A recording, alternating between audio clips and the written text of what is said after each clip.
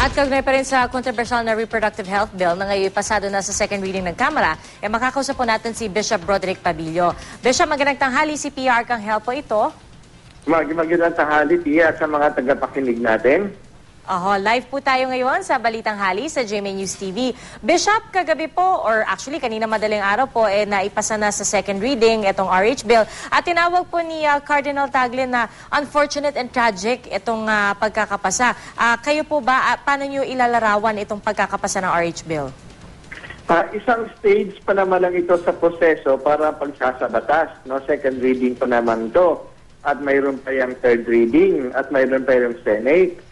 So, patuloy pa rin yung pag-advokasya namin no, na ito'y hindi maipasa. No, kaya ito'y isang balakid na nangyari sa second reading. May third reading pa. No, kaya umaasa pa, hindi naman masyadong malayo ang diferensya ng pagboboto. Ibig sabihin na ako'y nagpapasalamat nga sa aming mga supporters, sa mga kongresista, na kahit na napakalakas ng presyo na ibinibigay sa kanilang na Malacanang, no, nandyan yung banta para sa kanilang pork barrel, pero nanindigan sila. At yan ay kahanga-hanga sa mga mambabatas natin.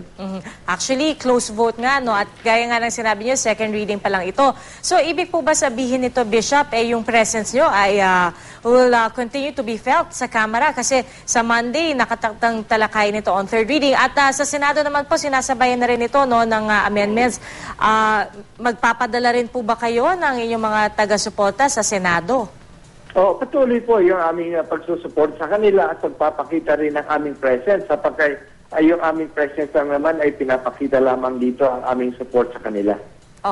Pero Bishop, para po dun sa ating mga manonood na hindi naman po talaga nasubaybayan no, itong pag-usad ng RH bill, para po sa simbahan, alin po yung pinaka tinututulan ninyo dun sa RH bill?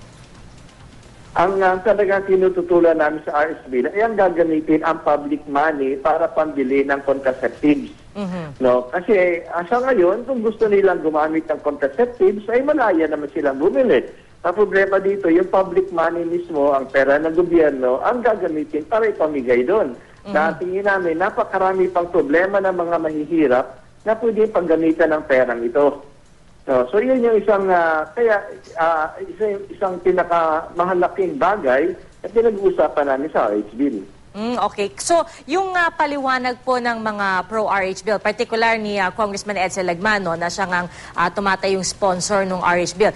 Pag sinasabi niya na isa naman itong pro-life bill na hindi naman ito pro-abortion, ito po ay tanggap ng simbahan or tingin nyo pa rin may mga provision dito na pinaniniwalaan yung baka malihis tuloy ng landas yung ibang tao at hindi na maging pro-life itong bill na ito?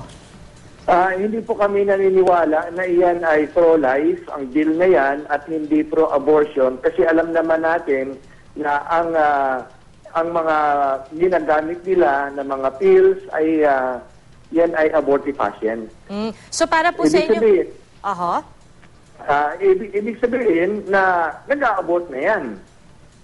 Ang So, problema nila, dinefine nila ang simula ng buhay sa implantation. Dahil sa totoo lang, sa karamihan na sinasabi ng mga doktor at gano'n na simula pa, ang buhay nagsisimula sa fertilization.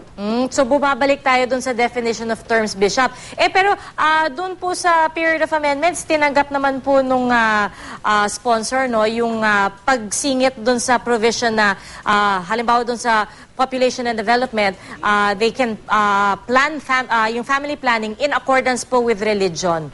Hindi pa rin po ito sapat para sa inyo, Bishop? Yan ay isang magandang improvement na pero hindi kami nakakasigurado kasi ang problema natin ay mayroon pang mga bycam na yan no? At hindi tinanggap yan sa Senate. Okay. So ang pangamba po ninyo baka magbago pa ito sa bycam. Magbago yan.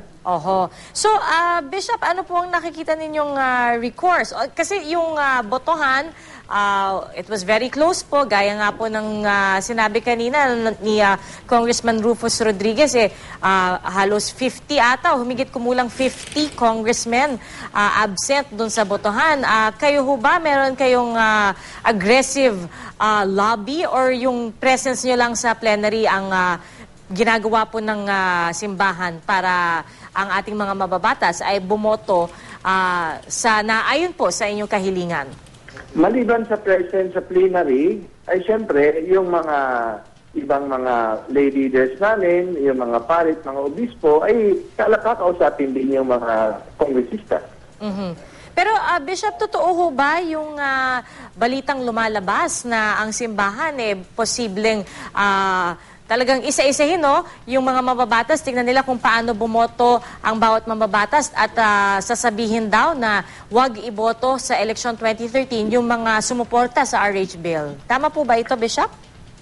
Wala naman kang pinag-usapan na ganito, pero palagi namin sinasabi na tayo iboboto ayon sa konsyensya, ibig sabihin na tingnan natin ang mga kandidato na pro-life, pro-environment, no, against corruption. No, so yun yung mga criteria natin.